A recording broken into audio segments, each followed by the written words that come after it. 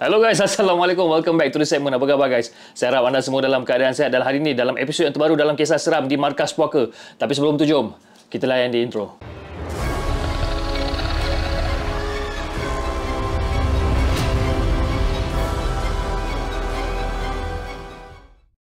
أعوذ بالله من الشيطان الرجيم بسم الله الرحمن الرحيم لو أنزلنا هذا القرآن على جبل لرأيته خاشعا متصدعا من خشية الله وتلك الأمثال نضربها للناس لعلهم يتفكرون صدق الله العظيم.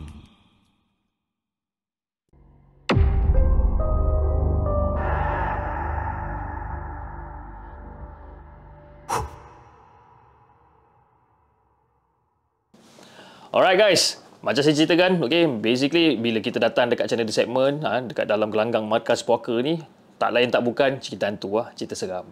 Jadi hari ni, saya ada beberapa kisah yang saya nak kongsikan dengan anda. Jadi tanpa masa, jom kita dengarkan kisah yang pertama.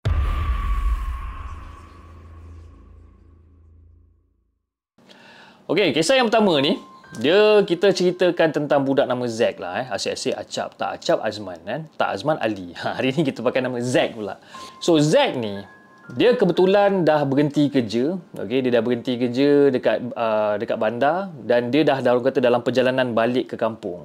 Dan masa dia dalam on the way jalan balik ke kampung ni, dia sengajalah dia nak singgah rumah makcik dia ni, orang kata sekadar bertanya khabar lah. Walaupun dia tahu masa tu lebih kurang dah nak pukul 9 lebih lah ni, kan? Tapi dia tahu yang mungkin makcik dia tak tidur lagi kot. Jadi dia pun singgahlah dekat kawasan rumah makcik dia ni. Dah sampai rumah makcik dia, dah masuk apa semua kan, dah makan, dah minum dan sebagainya. Dia orang sembang. Tahu-tahu nak dekat pukul 12, pukul 1 pagi lah. Lepas tu si Zack tengok jam. Allah Akbar. Dah lambat dah ni makcik. Makcik, saya nak minta diri dululah saya nak balik. Lepas tu makcik dia pun macam, Zack, kamu ni betul ke Zack? Kamu nak balik sekarang-sekarang ni Zack kan? Dah pukul berapa dah ni? Dah pukul 12, pukul 1 pagi dah ni Zack. Nak balik malam-malam ni tidur sini je lah Zack kan? Kamu nak balik sekarang buat apa? Bahaya nak balik sekarang. Jadi bila dengar suara makcik dia yang macam agak bimbang ni, jadi si Zack ni pun beritahulah kat makcik dia, Cik, saya bukan apa Cik. Saya dah janji dengan mak nak balik. Tak kira lah pukul berapa pun, tapi itulah saya nak balik lah makcik. Lepas tu si Zack ni pun kemas-kemas barang dia kan. Jadi bila dia dah kemas-kemas barang dia semua ni, lepas tu dia pun cakap kat makcik dia, Cik, saya balik dulu Cik. Assalamualaikum, dia kata. Lepas tu dia pun gerak lah. Jadi makcik dia ni, kita bagi nama makcik dia sebagai Mak Zai lah. Jadi Mak Zai ni, dia macam agak risau juga si Zack ni nak balik. Sebabkan apa tau? Jalan yang Zack akan lalui ni adalah jalan yang agak keras. Dan orang kata penduduk-penduduk kampung kat situ pun dah kerap kali bertembung dengan makhluk ataupun jelmaan yang menakutkan. Jadi si Zack ni pun okeylah, macam biasa dia startkan motor Zack dia ni dan dia pun teruslah gerak balik sambil-sambil melambai dekat makcik dia ni. Jadi dengan hati yang agak berat ni, si Mak Zai ni dia macam berdoa supaya Zack ni selamat tiba dekat destinasi dia ni. Selang 20 minit lepas dia dah keluar daripada kawasan rumah makcik dia ni, Zack bawa motor dan Zack nampak ada kelibat satu manusia yang berbaju putih dan orang tu dia berjalan sehala dengan perjalanan Zack nak balik rumah mak dia ni lah. Lepas tu si Zack ni macam slow downkan motor dia. Lepas tu dia macam, Assalamualaikum pakcik.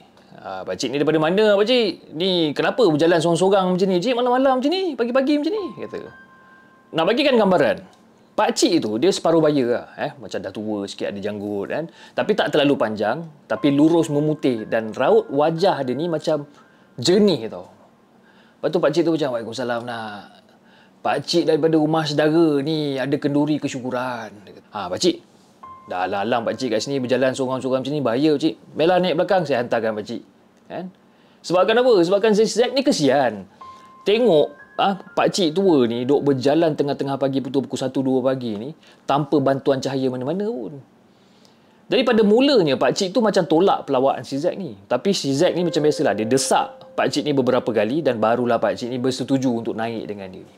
Jadi dengan orang kata berpandukan daripada location ataupun arah yang diberikan oleh pakcik tu tadi, dia teruskan perjalanan dia dan hampir setengah jam lepas pada tu, lelaki tu mengarahkan Zack untuk berhenti dekat satu persimpangan jalan ni. Jadi si Zack ni macam heran lah, macam kenapa pakcik ni suruh dia berhenti kat sini kan? Sebab kenapa? Seingat Zack, bila Zack kalau balik rumah mak dia dan sebagainya, dekat kawasan tu ataupun dekat kawasan yang pakcik tu suruh Zack berhenti ni, tak ada kawasan perumahan melainkan kebun dan belukar. Jadi dia tanyalah pakcik, betul ke ni pakcik nak berhenti kat sini, betul ke? Kan? Dan pakcik tu macam, betul nak, rumah pakcik dekat belakang ni je, dia kata. Jadi akhirnya pun macam, okey lah, Zack pun percayalah, dia pun berhentilah dekat persimpangan, intersection jalan tu lah. Jadi dalam fikiran Zack, mungkin ada orang kampung yang bina rumah dekat kawasan tu, mungkin dia sendiri yang tak perasan, mungkin dia sendiri yang tak sedar, every time kalau dia balik rumah mak dia ke apa, mungkin dia tak sedar. Wallahualam. Bila si Zack ni dah letak pakcik tu dekat simpang jalan tu, dia pun, okey lah, ucapkan salam dekat pakcik tu, lepas tu dia pun gerak lah. Jadi bila dia sampai dekat rumah mak dia ni, dia tak ada singgah mana-mana pekan untuk beli makan ke apa. Walaupun benda tu adalah rancangan awal dia nak beli makan, tapi lah tengok jam pun nak dekat pukul 2-3 pagi. Okay. So by the time dia sampai dekat rumah mak dia ni, si Zack ni teruslah pergi masuk bilik air. Masuk bilik air, letakkan baju, letakkan seluar, semua dekat dalam mesin basuh kan. Dan dia terus pergi mandi. Kan? Pagi-pagi buta ni dia pergi mandi. Kan? Nak dijadikan cerita, keesokan harinya tu, si mak Zack ni bertanyalah, ni Zack, mak nak tanya kamu ni Zack, kenapa baju yang kamu pakai semalam ni ada bau benda yang macam wangi sangat? Tapi bau wangi tu, dia lain daripada yang lain lah Zack. Kamu pakai minyak wangi apa ni Zack? Jadi si Zack ni pun macam terkebil-kebil, pagi-pagi buta kena tanya soalan macam ni. Jadi macam, mak tak tahulah, mak tak perasan pula. Saya tak adalah pakai perfume ke apa, setakat deodorant biasa je mak. Kata. Dan selama seminggu, baju yang dah dipakai oleh Zack masa malam yang dia balik tu berbau wangi walaupun dah berkali-kali cuci guys. Dan beberapa hari kemudian, si Zack ni terpaksa pulang ke bandar kerana telah mendapat pekerjaan baru. Dia dapat offer letter barulah. Dan dia pun cakap kat mak dia, mak dah dapat kerja baru dan sebagainya, dan dia pun geraklah balik ke bandar. Jadi ketika dalam perjalanan pulang balik ke bandar ni, dan dia akan melalui simpang kat tempat dia turunkan pakcik yang tua tu. So dia dah sampai dekat simpang tu dan dia berhenti dekat situ. Dia pandang je keliling kan, macam atas motor dia pandang keliling, mana rumah pakcik tua ni. Dia nak tengok jugalah rumah pakcik ni kat mana. Dan masa dia berhenti, dia tengok kiri dan kanan. Apa yang memeranjatkan dia adalah kat situ memang totally kebun, totally semak. Hanya ada satu jalan batu kerikil, sebagai orang kata laluan orang kampung pergi ke kebun. Jadi si Zack ni mulalah macam pelik, macam apa hal ni tempat ni macam ni kan. Hari tu pakcik tu suruh turunkan dia kat sini. Tak apalah, malas dia nak fikir, dia pun teruskanlah perjalanan dia balik ke bandar. Jadi si Zack ni bila sampai dekat bandar, dia pergi cari ayah angkat dia untuk ceritakan segala benda yang terjadi pada malam dia balik kampung, balik rumah mak dia ni. Jadi bila ayah angkat si Zack ni dengar cerita si Zack ni, ayah angkat dia pun cakap, betul lah kamu Zack. Cakap, betul lah kenapa pula ayah? Dia cakap, sebab apa? Menurut pada kata ayah dia, kamu ni Zack sebenarnya malam tu kamu dah jumpa dengan Raja Bunian. Raja Bunian yang tinggal dekat kawasan tu. Selalunya siapa-siapa yang jumpa dengan Raja Bunian ni jarang diorang dapat balik. Kamu tu kira beruntung Zack. Kamu letakkan dia kat situ dan kamu dapat balik. Ni Zack, ayah nak tanya kamu ni. Kenapa kamu tak minta apa-apa kat pakcik tu? Minta apa pula ni ya? Saya mana kenal dia siapa? Saya tak tahu pun yang dia Raja Bunian ke apa ke. Kalau katalah saya tahu dia Raja Bunian sekalipun, dah tentu-tentu saya takkan tumpangkan dia ya. Tapi eloklah Zack. Bersyukur sangat-sangat tak ada apa benda yang jadi dekat kamu ni. Selalunya kalau orang yang terjumpa dengan pakcik ni, jarang diorang dapat balik.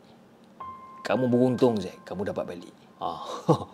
So itu cerita yang pertama guys. Cerita dia yang pertama ni macam agak misteri. Sebabkan apa? Dia jumpa lelaki tua. Lelaki tua yang dikatakan sebagai Raja Bunian. So mungkin betul kawasan tu memang kawasan Bunian ni lah. Kita pun tak tahu kan orang Bunian ni rupa macam ni, sebab diorang punya rupa pun lebih kurang macam kita je, macam manusia juga kan. Mungkin cara pemakaian diorang lain dan sebagainya. Okey, jom. Tak usah, kita teruskan dengan kisah yang kedua.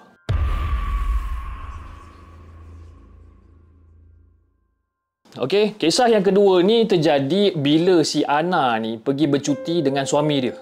Jadi diorang pilih utara tanah air ni sebagai destination untuk diorang pergi bercuti, memandangkan banyak tempat yang boleh orang kata dilawat dekat kawasan utara tanah air ni. Itu tak termasuk lagi macam-macam jenis makanan yang diorang boleh makan kat sana. Makanan-makanan tradisional yang sedap-sedap dekat sekitar sana kan. Jadi kebetulan pula diorang ni baru je jadi suami isteri kan, baru je berumah tangga. Jadi orang kata kira percutian ni kira macam orang kata ibarat honeymoon lah bagi diorang ni. Jadi selain daripada tu guys, si Ana dengan suami ni juga mempunyai minat yang sama, iaitu melantak makan. Kan? Pantang jumpa kedai makan, tak kira lah sedap ke tak sedap ke, popular ke tak popular ke, mesti diorang singgah. Itu orang kata macam kepuasan lah bagi diorang lelaki bini ni. Si Ana dengan si husband dia ni. Lepas tu si Ana ni pun cakap lah dekat husband ni kan, bang, nanti kalau jumpa kedai makan dekat mana-mana bang, kita singgah bang perut ni macam lapar lah bang. Dia cakap dekat suami dia masa tu suami dia tengah bawa kereta lah. Dia cakap, bang tolong bang nanti jumpa kedai makan mana-mana singgah bang, perut ni macam lapar lah bang. Jadi si suami dia ni, nama suami dia ni Imran.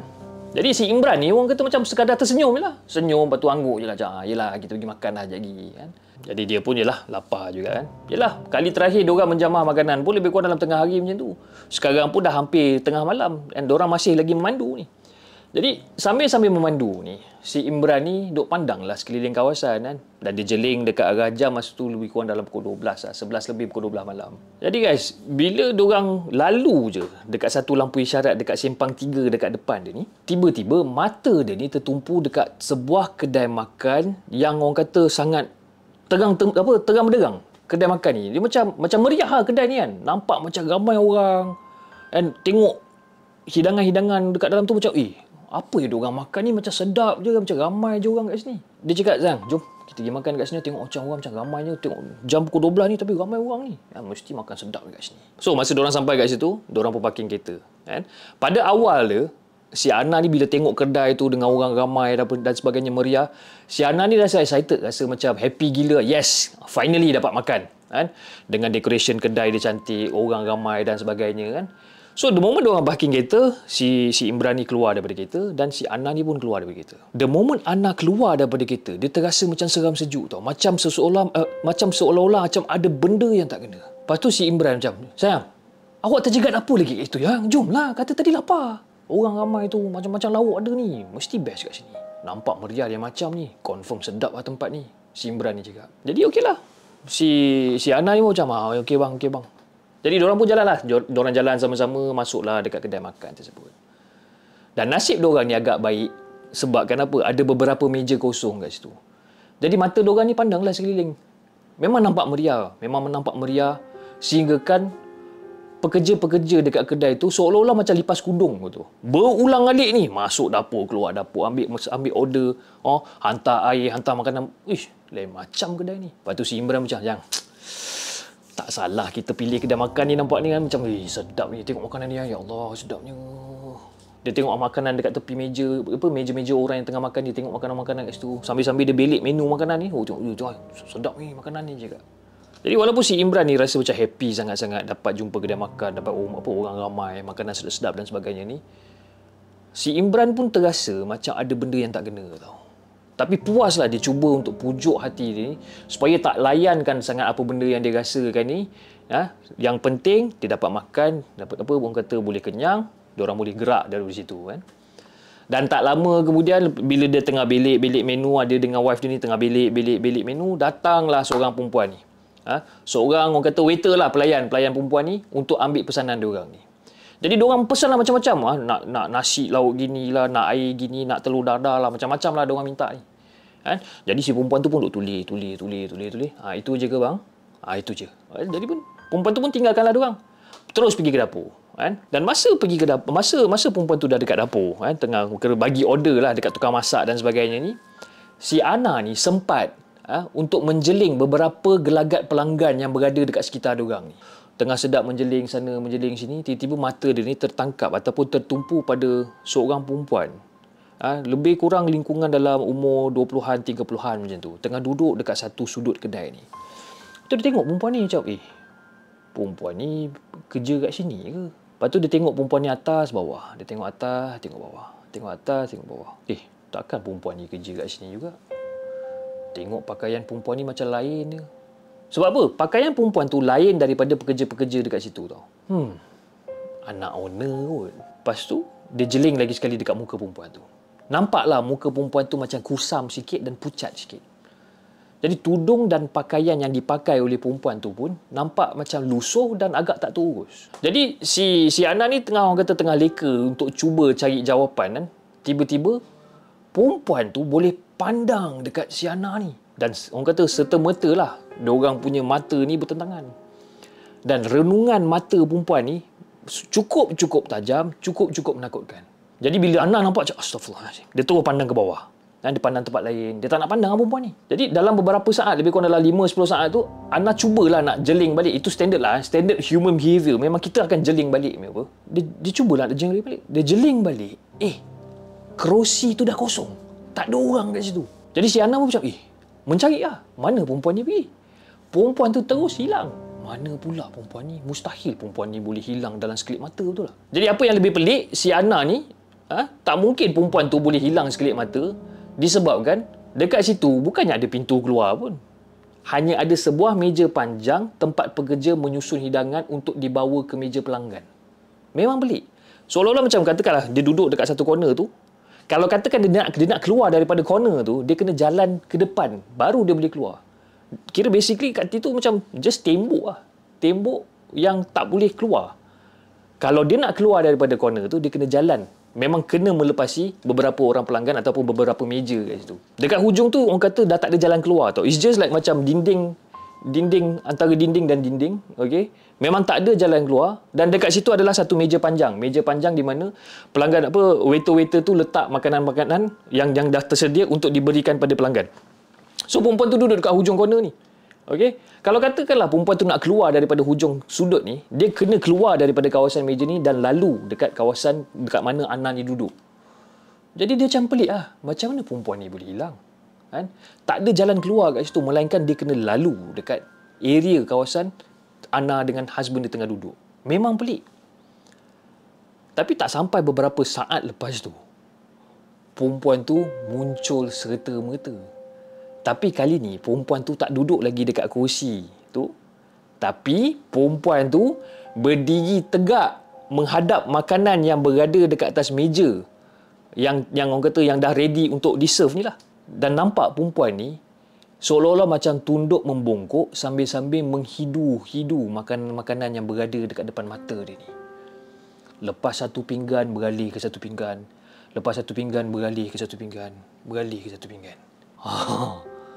Dia senang cerita macam ni lah. Kalau kita nampak kucing, kita nampak kucing tengah hidu-hidu makanan ni, sebelum menjamah makanan ni kan dia bau-bau makanan. Macam tu lah perempuan ni. Jadi si Ana ni macam pelik, kenapa perempuan ni buat macam ni pula? Tapi apa yang menjadi persoalan pada si Ana ni, beberapa pelanggan yang berada dekat situ yang berhampiran dengan meja panjang yang ada makanan-makanan banyak ni, seolah-olah macam tak menghiraukan langsung, macam tak peduli langsung dengan perbuatan perempuan tu. Jadi si Ana ni macam bangkit pelik, apa benda ni weh? Dan masa si Ana tengah tengok perempuan tu duk hidu makanan, perempuan tu berhenti, perempuan tu terus angkat muka dia, terus pandang kat si Ana ni. Masa tu Ana jangan cakap lah, terus meremang satu badan ni. Tapi kali ni pandangan perempuan tu sangat-sangat berbeza guys. Dia angkat kepala, dia senyum kat Ana, lepas tu dia senyum. Jadi bila dah jadi benda tu dekat Ana, Ana pun macam cuak-cuak jugalah kan. Dia cubalah pandang tempat lain kan. Dan tiba-tiba si husband ni Ana ni, sayang, apa dia yang? Yang jomlah kita makan dulu yang. Kang tunggu lama-lama makanan semua dah sampai ni. Kang tunggu lama-lama. Sejuk makanan ni tak sedap pula. Jadi si Ana ni jadi lagi serba salah. Dia jadi lagi serba salah sebab apa? Sebab dia tak tahu macam mana nak bagi tahu dekat suami dia apa benda yang dia nampak ni. Si Ana ni tak nak timbulkan apa-apa syak wasangka ataupun keraguan dekat husband dia ni. Si Ana ni pun jamahlah sedikit makanan yang terhidang dekat depan diorang ni untuk temankan suami dia ni makan. Jadi masa si Ana ni dah ambil sedikit lauk kan, baru nak suap makanan dekat dalam mulut ni, tiba-tiba si Ana ni terasa macam ada satu sambaran angin yang lalu dekat muka dia ni. Dan serta-merta si Ana ni macam dia macam terus berhenti untuk menyuap. Lepas tu si suami dia tengah makan ni. Yang kenapa pula ni? Tak sedap ke? Bau lain macam ke? Tadi kata lapar. Makanlah. Benda awak ni. Si suami dia dah mula naik angin. Lepas tu si Ana macam tak adalah bang, panas. Lepas tu dia pun terus sambung suap. Sebab apa? Sebab dia tak naklah husband dia duduk fikir bukan-bukan pada ketika tu lah. Jadi diorang pun makanlah. Makan. Letak sup sikit. Betul ambil telur dadar dan sebagainya. Makan. Baru je si Ana ni nak lupakan apa benda yang berlaku sebentar tadi tu. Tiba-tiba jantung dia ni rasa macam berdegup laju tau. Duk. laju. Tiba-tiba dia jadi macam kelang kabut tau. Tapi dia cuba untuk kontrol. Dia cuba untuk kontrol supaya tak menjerit dekat kedai makan ni. Dia cuba untuk kontrol supaya orang kata husband ni tak kelang kabut juga. Sebab apa tau? Kenapa si Ana ni jadi macam ni? Sebab perempuan tadi tu sekarang ni muncul dekat sebelah meja makan dia ni. Dan dia nampak perempuan ni sedang membongkok ke arah makanan sambil meniup hidangan makanan dekat meja sebelah ni. Dia bongkok dan tiup. Yang peliknya, tak ada seorang pun daripada meja makan sebelah ni sedar perempuan ni. Jadi si Ana ni macam pelik. Aku seorang ke yang boleh nampak benda ni? Terus serta-merta selera dia terus mati masa tu. Ana langsung tak nak jamah lagi dah makanan apa-apa yang terhidang dekat depan diorang ni. Jadi si husband ni macam pelik, sayang. Tadi kata lapar. Ni makanan saya dah order banyak ni, siapa yang nak makan ni? Kan? Tak apalah bang, abang makan je lah bang. Tiba-tiba saya macam perut saya masuk angin lah bang. Yelah daripada petang tadi tak makan kan. Tak apalah, abang makan je lah. Saya dah jamah sikit tadi, okey bang. Jadi husband dia pun macam malas nak layan lah. Dia macam, tak apalah yang, abang habiskan je lah apa yang ada ni. Selagi abang boleh habiskan, abang habiskan. Jadi suami dia pun makan lah. Makan. Lepas dah habis settle makan semua, si Ana ni macam, bang, dah settle makan bang, jomlah bang. Kita bayar bil, kita balik lah. Jadi si Imran ni dah mula perasan tau. Dah mula perasan dengan perangai si Ana ni yang tiba-tiba macam jadi lain macam kan. Apa hal ni tiba-tiba macam kelang kabut kan. Si Imran ni pun rasa macam, ni mesti ada satu benda yang tak kena ni dengan isteri dia ni. Okey lah. So si Imran panggil lah orang tu untuk apa? Untuk panggil kira dan sebagainya. So waiter tu pun datang kira dah bayar apa semua. Dipendekkan cerita, dia orang pun jalan lah pergi ke kereta. Masuk dekat dalam kereta, si Ana ni bercerita daripada A sampai Z. Apa benda yang si Ana ni nampak? Terdiam si Imran dengar. Macam, apa hal pula ni kan? Kenapa awak tak beritahu pada tadi? Tak adalah bang. Saya bukan tak nak beritahu. Tapi lah, kalau saya beritahu nanti kan, awak tu tengah lapar. Nanti kan lain pula jadi kan. Jadi si husband dia pun macam diam je. Dan sepanjang perjalanan balik tu, dia orang macam diam je. Dan si Ana ni masih lagi duk fikirkan kejadian yang orang kata duk menghantui diri dia ni. Dia terfikir kan, adakah diri dia ni adalah orang kata insan terpilih yang mampu tengok benda-benda yang kita sendiri tak nampak. Ataupun kejadian ni sengaja ditunjukkan kepada si Ana ni supaya dia lebih berhati-hati pada waktu yang akan datang. Wallahualam, kita pun tak tahu. So, apa pendapat korang tentang cerita ni? Sama ada kedai makan tu guna pelagis ataupun something else? Apa pendapat anda tentang kisah yang kedua ni? Kan? Nasib baiklah, orang kata perempuan tu tak datang dekat meja dia, tiup makanan dia kan. Kalau tiup makanan dia tak tahulah nak buat apa kan. Silap-silap berterabur ke meja kat situ kan. Okey. Jom kita dengarkan pula kisah yang seterusnya.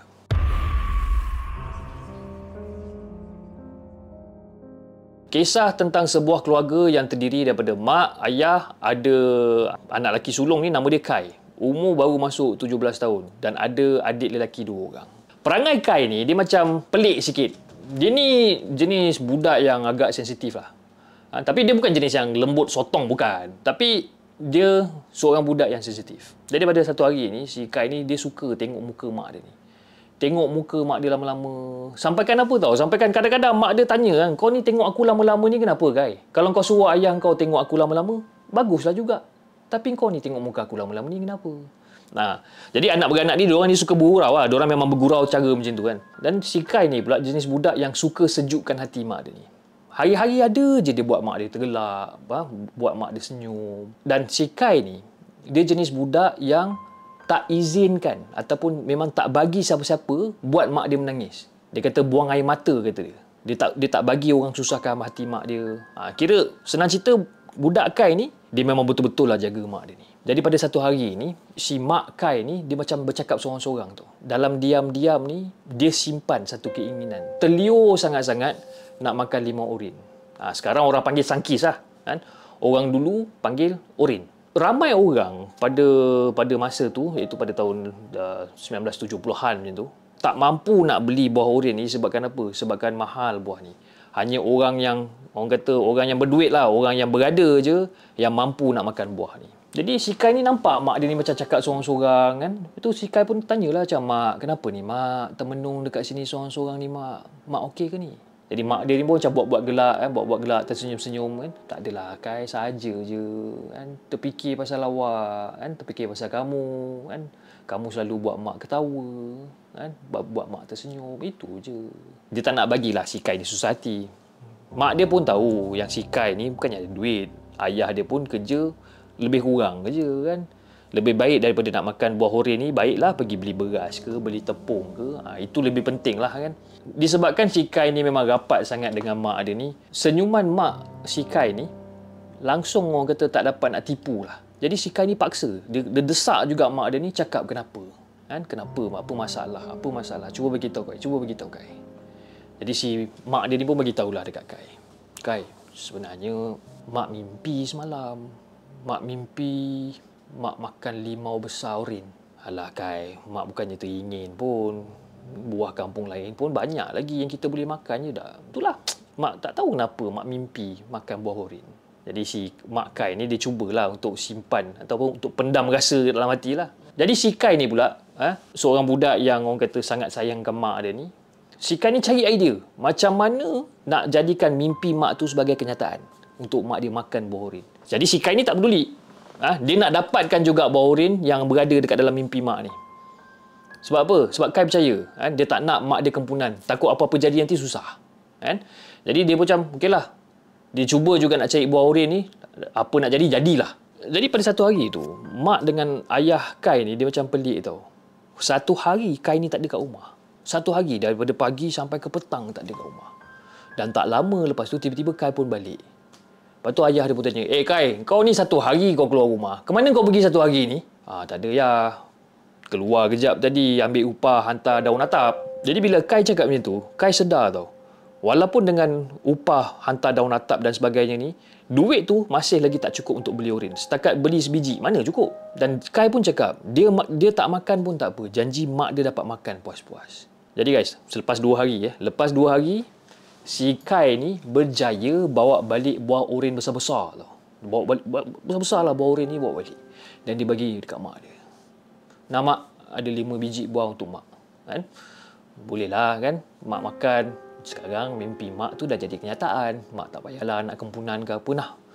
Tak apalah, mak makanlah. Lagipun Kai dah cuci dah mak buah ni bersih-bersih. Kai dah cuci, dah selawat kan. Jadi bila mak dia nampak buah oren ni, mak dia macam happy lah. Macam, ui, ada buah oren kan. Tapi mak dia macam, Kai, kat mana kamu dapat duit beli buah ni Kai? Kai curi ke? Mak, Kai tak curi mak. Tapi Kai ada rahsia yang nak beritahu mak. Tapi mak janji mak jangan beritahu siapa-siapa tau. Rahsia apa pula ni Kai? Ada pokok oren ni tumbuh dekat hutan sebelah kubur Cina. Kai lalu kat situ nak hantar daun atap. Tiba-tiba Kai nampak pokok oren tu mak.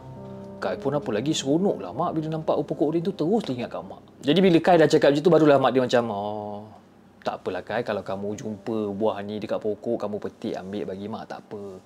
Rezeki Allah kan Kai kan, tak baik kalau kita tolak. Lepas tu si Kai tanya mak dia lagi, Mak teringin nak makan apple tak mak? Pokok apple pun ada tumbuh kat situ mak. Lepas tu si mak dia macam, tapi ayah kamu tak ada pula cerita yang dekat kampung kita ni boleh tumbuh pokok-pokok buah-buah mahal macam ni. Jadi si mak Kai ni macam keliru je. Jadi si Kai ni pun beritahu balik kat mak dia, Mak, pokok buah-buah mahal ni mak, pokok buah-buah ni semua boleh tumbuh disebabkan burung yang bawa benih daripada najis dia mak. Jauh daripada luar negeri mak, daripada negeri orang putih mak. Jadi dengan zat tanah subur dekat situ mak, sebab itulah pokok-pokok tu boleh tumbuh kat sini. Si Kai ni cakap macam tu. Jadi si mak Kai ni macam, apa benda yang kau cakap ni Kai? Jadi dia macam berminat lah nak dengar cerita Kai ni. Bukan apa, kalau katakanlah betul cerita si Kai ni, apa kata si Kai buat jualan? Kan? Kalau katakanlah betul buah limau tu banyak dekat pokok, betul buah apple tu banyak, apa kata si Kai ni buat jualan daripada ambil buat makan sendiri? Kai, ni mak ada satu soalan ni. Dekat mana pokok-pokok ni Kai? Mak teringinlah sangat Kai nak tengok pokok-pokok ni. Oh, mak nak tengok ke pokok-pokok ni? Bolehlah mak, kan? Nanti kita pergi Tapi sekarang tak boleh pergi kat situ mak. Hutan tu banyak duri. Nanti kaki mak, tangan mak semua berluka berdarah. Nanti Kai yang susah mak. Nak dijadikan cerita, 2 hari lepas tu Kai bawa balik apple dengan nanas. Sampaikan orang kata tiap-tiap minggu tak putus dengan buah-buahan yang Kai ni bawa balik. Jadi pada satu hari ni, ayah dia ni macam dah pelik tau. Hutan mana satu yang Kai ni pergi, yang bawa balik buah oren, apple, bapak dia macam pelik. Aku pun pergi merata juga hutan kan. Tapi tak pernah pula jumpa ataupun orang kampung bercerita pasal buah-buah ni. Jadi guys, pada satu hari ni, diorang nak makan lunch lah. Nak makan lunch ramai-ramai dengan diorang punya family ni. Jadi masa tu nasi dengan lauk-lauk semua dah terhidang dekat atas meja. Jadi si ayah dia, si Kai dengan mak dia dengan semua adik-beradik ni kumpul lah, berhimpun lah nak makan tengah hari masa tu kan. Lepas tu masa nak makan tengah hari ni, bapak dia macam duk belik tau lauk-lauk dekat atas meja ni kan. Kai, ini masakan mak kau ke yang masak ni? Mana gulai ikan? Sambal belacan mana? Pucuk ulam apa semua tak ada. Ini semua ayah tengok bermangkuk-mangkuk semua kicap hitam aja semua ni. Dan pada waktu tu, Mak Kai pun datanglah bawa sedulang air letak dekat atas meja. Lepas tu cara Mak Kai duduk dekat kursi masa tu dengan kaki dia naik satu macam tu. Ha? Dia duduk kaki naik macam ni. Satu tangan sangkut dekat lutut, satu lagi tangan tengah pegang sudu. Tengah pegang sudu tangan kiri pula tu. Kan? Terus dia suap nasi, dia suap lauk apa semua ke mulut, baca doa makan semua tak ada. Dia buat bodoh, dia buat dia makan. Muka selamba je muka mak dia ni. Kan? Macam sombong punya juga dia makan. Jadi bapak si Kai ni tengok je. Timah, engkau ni kenapa makan macam ni Mah? Ha? Selalu kalau orang makan, baca doa dulu. Ini tidak. Ajak kita makan pun tidak. Selalu makan dengan tangan. Kali ni kau makan dengan sudu, pakai tangan kiri pula tu. Duduk pula macam orang kalah judi. Kau ni kenapa ni Timah? Perangai pelik kau ni makan macam ni. Jadi bila bapak dia tanya pada Timah ataupun mak si Kai ni dah mula susah hati. Mak dia diam je. Teruskan makan. Tak pandang siapa-siapa pun. Dan secara tiba-tiba si mak Kai ni hempuk tangan dia kat atas meja. Kerpang! Menggelupur masa tu semua orang dekat atas meja. Terkejut semua kan. Dengan tiba-tiba mak dia ni macam seolah-olah macam something ni menjadi-jadi dekat meja makan. Dia angkat muka dia. Dia tunjuk muka seorang-seorang. Ya.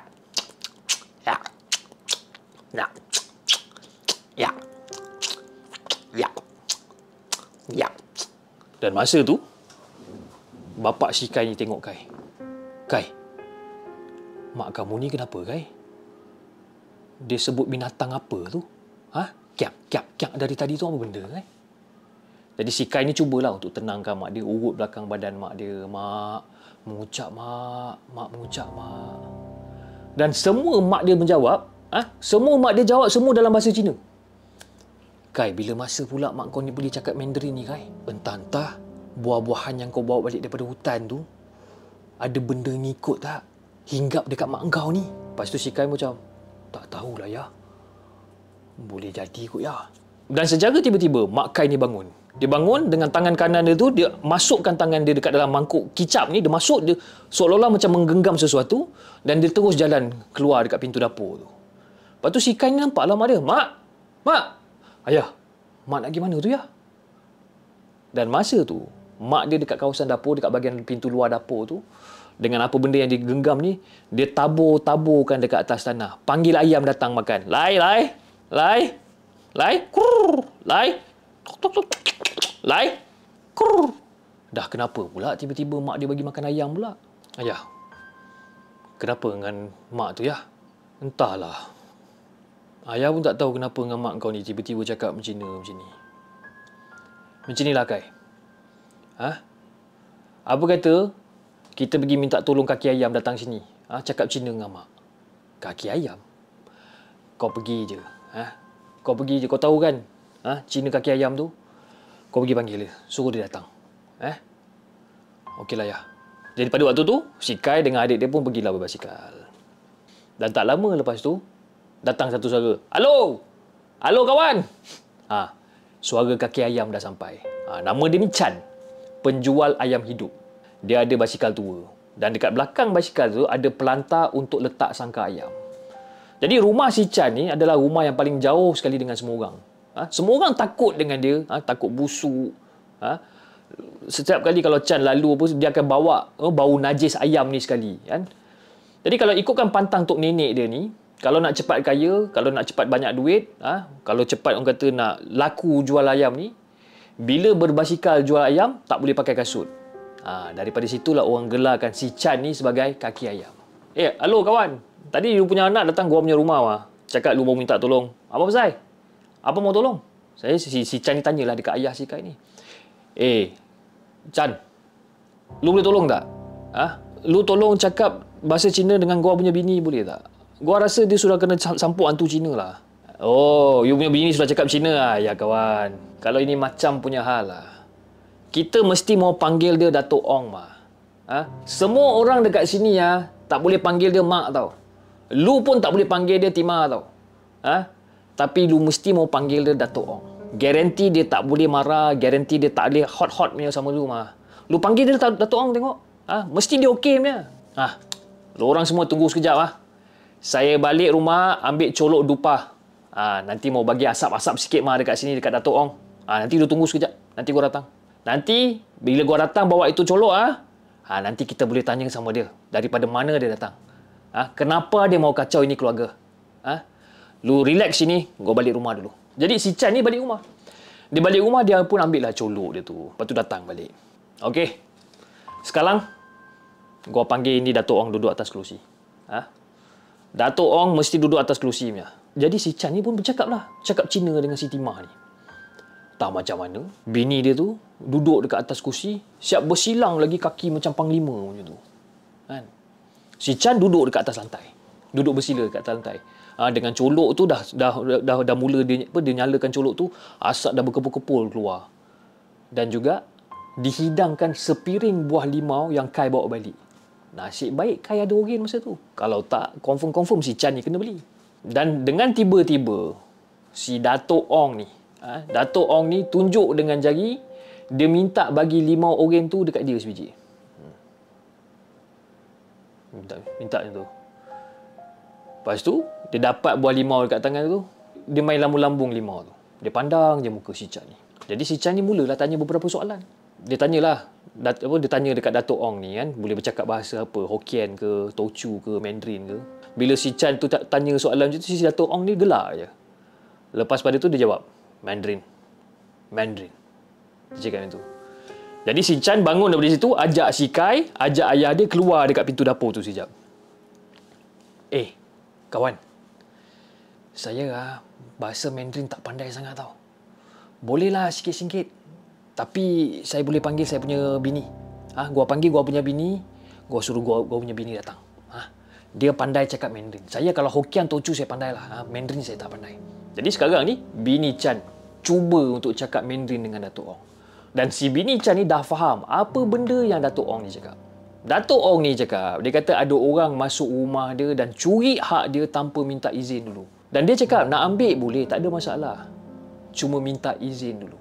Jadi, Datuk Ong ni ikut balik lah dengan barang yang dibawa masuk dekat dalam rumah ni. Sebab itu, Ong tak dapat nak keluar daripada sini. Jadi, si Datuk Ong ni, dia macam marah. Rupa-rupanya, dia baling buah limau tu naik tinggi sampai melambung kena atap zinc, kemik kat atap zinc tu. Jadi, pada waktu tu, si bini Chan cakap, itu tandanya Datuk Ong nak keluar melalui bumbung rumah Kai ni. Dia tak nak keluar kat pintu. Jadi, si Chan dengan isteri ni pun dah selesai lah tolong keluarga si Kai ni. Sekarang terpulang pada keluarga si Kai ni, nak ikut cakap Datuk Ong ni ke tak? Kan? Dia nak keluar melalui bumbung. Satu hal pula nak kena buka bumbung kan. Jadi si Kai ni tak nak ikut kehendak si Datuk Ong ni. Nanti besar kepala Datuk Ong ni. Jadi Kai cakap, apa yang dia akan buat pada malam ni, dia ada idea macam mana nak kenakan si Datuk Ong ni. Supaya si Datuk Ong ni ikut perintah si Kai ni. Jadi pada malam tu, si Kai ni keluar pergi dekat pondok tokong si Datuk Ong ni. Dekat pondok ni macam besar juga. Muat lebih kurang dalam 5 orang lah kalau berdiri kat dalam ni. Tokong dia pula jenis lama, jenis yang usang.